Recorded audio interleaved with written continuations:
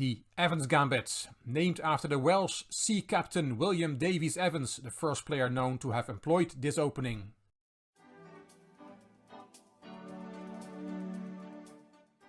Hello chess fans, this is Rick from Chess to Impress with number 10 in the series We're Standing on the Shoulders of Giants, from Ruy Lopez to Magnus Carlsen, which is a series on the strongest players of their time, not just the 16 official world champions, but also the players who were the strongest of their time before that.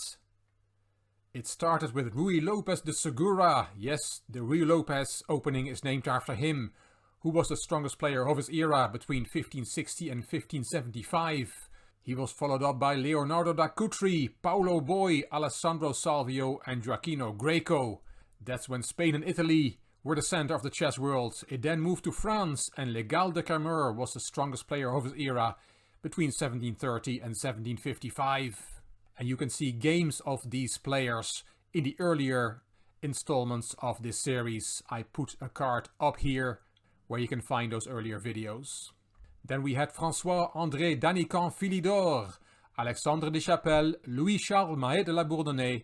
That was the end of the French domination. Then we had Howard Staunton, Adolphe Anderssen and the great Paul Morphy. Video number 9 in this series was on Paul Morphy. Then we moved to the official world champions, and this video is about Wilhelm Steinitz. He was followed up by Emanuel Lasker, José Raúl Capablanca, Alexander Aljechin, Max Euwe, Michael Botwinnik, Vasily Smyslov and Michael Tal was the 8th official world champion.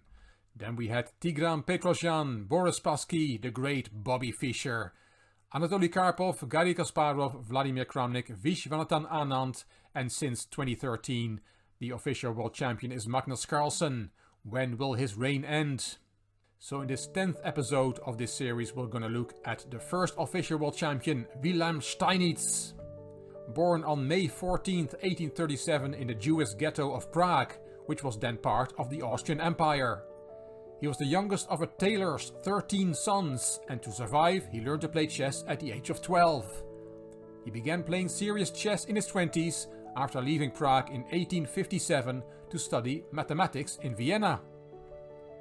Steinitz improved rapidly in chess during the late 1850s, progressing from 3rd place in the 1859 Vienna City Championship to 1st 2 years later, with a score of 30 points out of 31 games.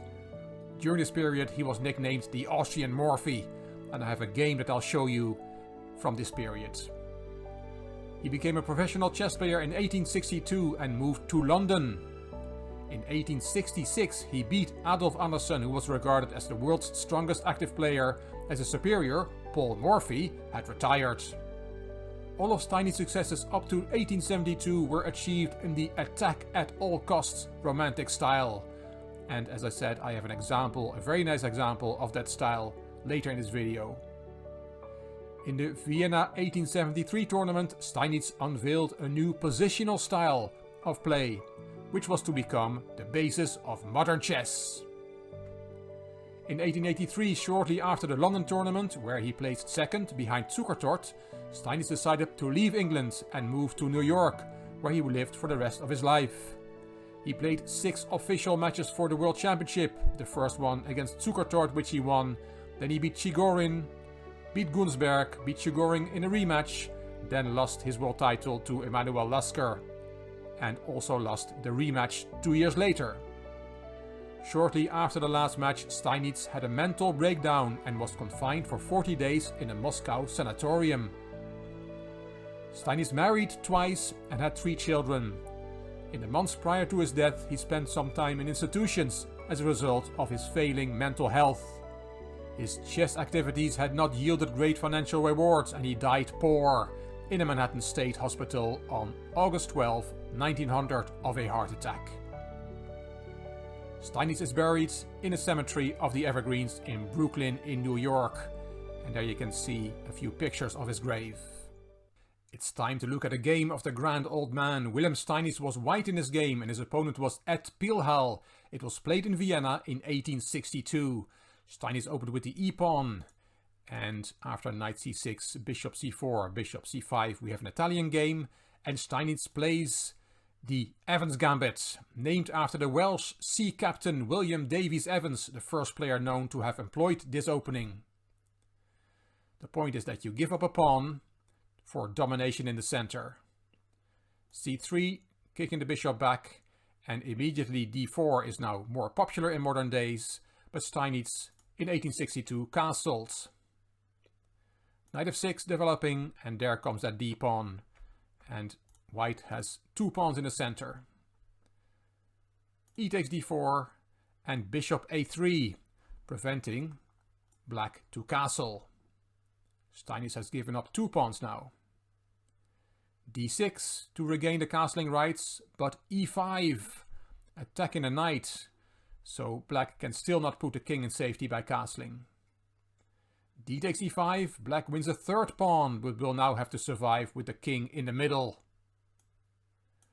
Queen b3 from Steinitz with a mate threat. Mate in 2 moves. Let's make a very silly move for black to see the checkmate. Let's play a6, bishop takes, king takes, only move, and this is checkmate. After queen b3, to deal with the checkmate threat, Wilhelm played queen d7, protecting the f7 pawn. Rook e1, Steinitz is piling on the pressure. Queen f5 to prevent white taking on e5. Bishop b5, and we have a threat again. Let's see, let's make that same silly move a6. There is rook takes e5 check, and that wins the queen. With this rook fork, the knight cannot take because it is pinned.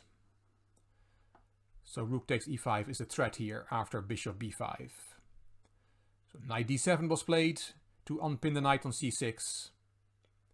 Queen d5, putting more pressure on the e5 pawn, and bishop b6, and that move does not work, but black was already lost.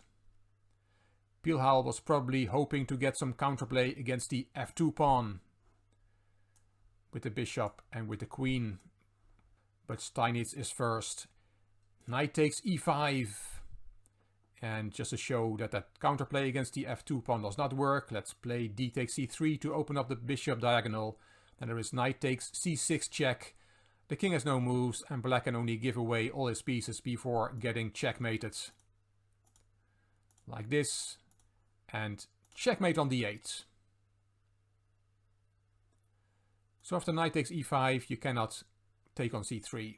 Knight e7 was Wilhelm's choice, and now Steinitz finds the strongest move in the position, the quickest way to win. Knight takes d7, beautiful move. It is sacrificing the queen, so you better make sure that your calculations are watertight. You cannot take the knight, because black's queen is also hanging, both queens are hanging. This knight is now pinned, cannot take back, and that bishop is also pinned, so white has won black's queen. In this position, Wilhelm took white's queen, accepted the queen sacrifice, but he probably felt what was coming. There's a mate in 2. If you want to look for yourself, how is the black king being checkmated in 2 moves from here? It's the only winning move, but it is good enough. Steinitz, of course, had foreseen this. Knight f6 check he played. And now the king has 2 moves. If you go to f8, bishop takes e7 is checkmate. And if you go to d8, and that's what happened in the game, then we see the same checkmate move. Mate with a bishop. Wonderful. Indeed played in true Paul Morphy style by Wilhelm Steinitz, the official and undisputed first world champion. Many thanks to Ben N, there at the bottom left in red, for his very generous donation on PayPal. If you would like to support the channel, the PayPal link is in the description box of this video. If you liked the video, please give it a thumbs up, please subscribe to the Chess to Impress channel, and please leave a comment. I will read them all and I will reply to them all. If you like the video, if you like this series of From Ruy Lopez to Magnus Carlsen, then please share it on social media by clicking the share button on YouTube. You can find me on Instagram, on Twitter and on Facebook. This is Rick for Chess to Impress. Thank you for watching.